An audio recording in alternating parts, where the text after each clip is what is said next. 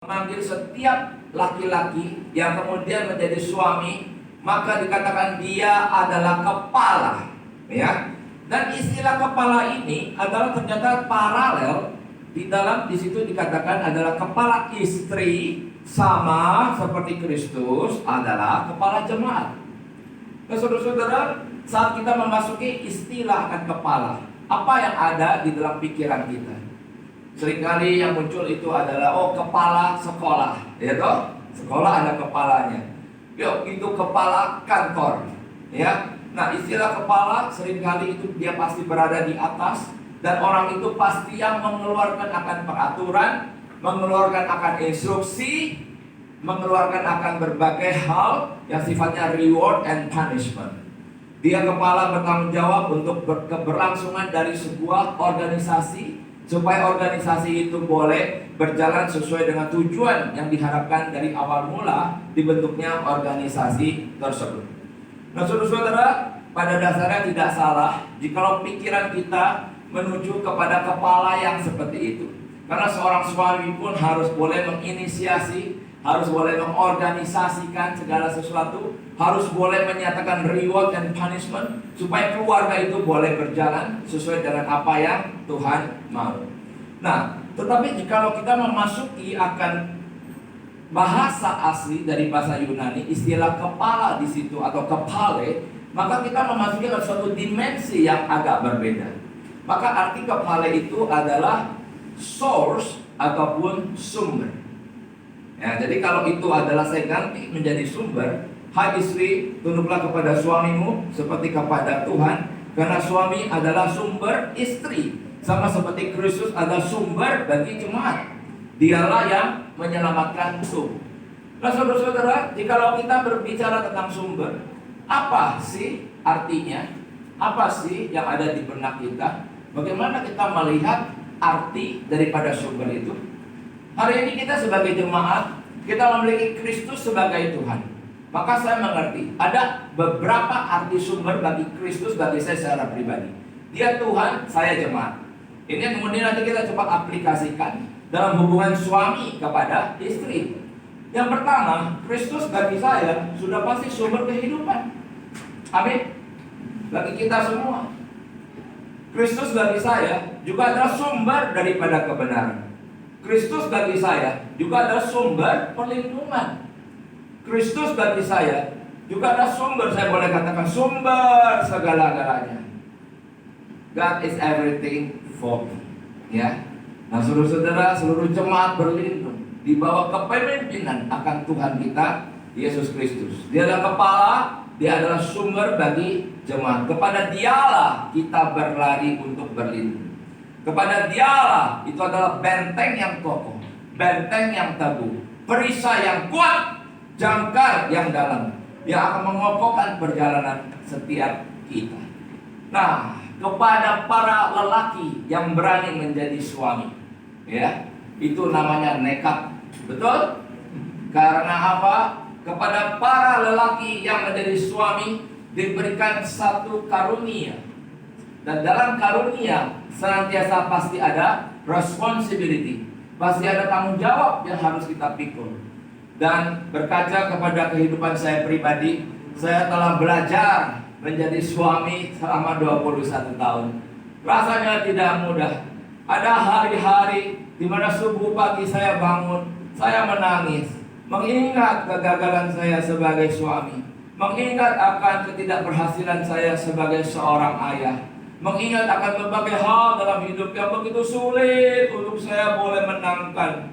Tidak mudah saya menjadi seorang laki-laki yang menjadi sumber bagi keluarga saya sendiri.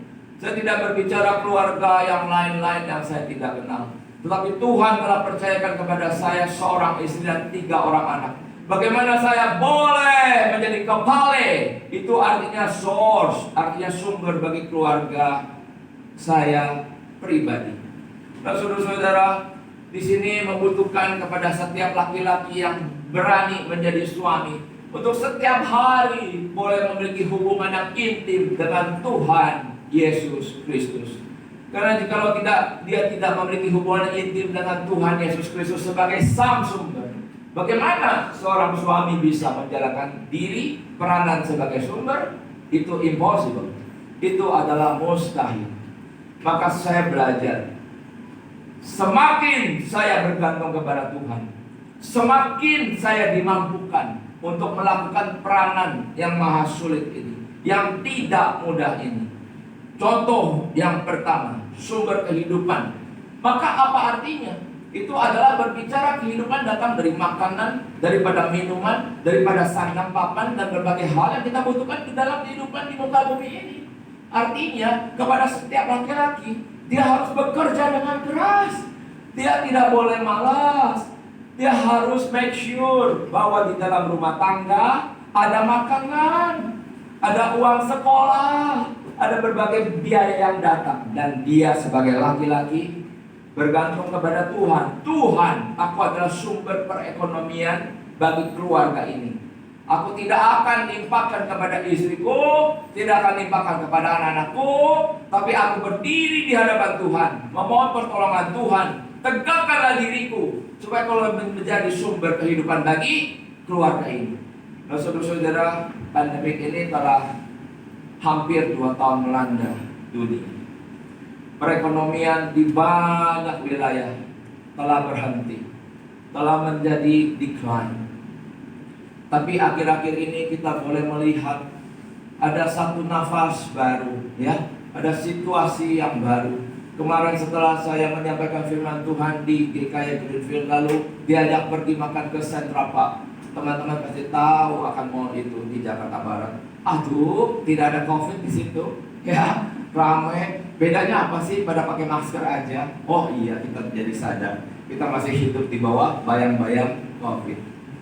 Nah, banyak sekali saya tahu suami-suami mengalami kebingungan. Usaha yang telah dia pelihara selama puluhan tahun tiba-tiba begitu mudah jatuh dan hancur di masa pandemi. Saya pernah bertemu satu suami di mana dia berkata kepada saya, Pak Wifa, saya sampai hari ini masih nyari-nyari usaha apa ya yang harus saya kerjakan. Sampai hari ini saya masih bingung. Nah, lalu kehidupan dia bagaimana? Wah, itu puji Tuhan, ternyata istrinya ada pekerjaan ya. Kalau istrinya tidak ada pekerjaan bagaimana? Aduh, bisa bubar keluarga ini. Nah, saudara-saudara, ada lelaki-lelaki sampai hari ini harus kehilangan mata pencaharian, harus kehilangan akan pekerjaan yang selama ini sudah menopang akan kehidupan dia, tapi kemudian hilang begitu saja karena pandemi. Ini masa yang berat, masa yang tidak mudah. Saya pun sebagai hamba Tuhan menghidupkan akan keluarga kami ini hanya dari pelayanan saja. Kami tidak ada bisnis, tidak ada buka toko atau apapun. Setiap firman Tuhan hidup daripada pemberitaan firman Tuhan. Dan saya boleh membuktikan sampai hari ini Tuhan memelihara keluarga kami. Puji Tuhan. Ya, istri saya kalau minta uang masih ke saya. Gak pernah ke papanya ya. Ada kadang-kadang kami pinjam ya atas sebuah kebutuhan, betul. Tapi setelah kami ada, kami segera pulangkan. Ya, itu terjadi sebagai suatu realita kehidupan. Tetapi satu keluarga, setiap laki-laki, dia harus gagah, ya. Dia harus kerja keras. Dia harus kuat. Kenapa? Dia adalah sumber perekonomian, sumber kehidupan bagi keluarganya. Dan saya percaya Tuhan akan memberikan jalan bagi setiap kita yang setiap hari bergantung kepada Tuhan Yesus Kristus sang sumber itu. Nah, saudara-saudara, itu sumber yang pertama. Sumber yang kedua apa? Maka seorang laki-laki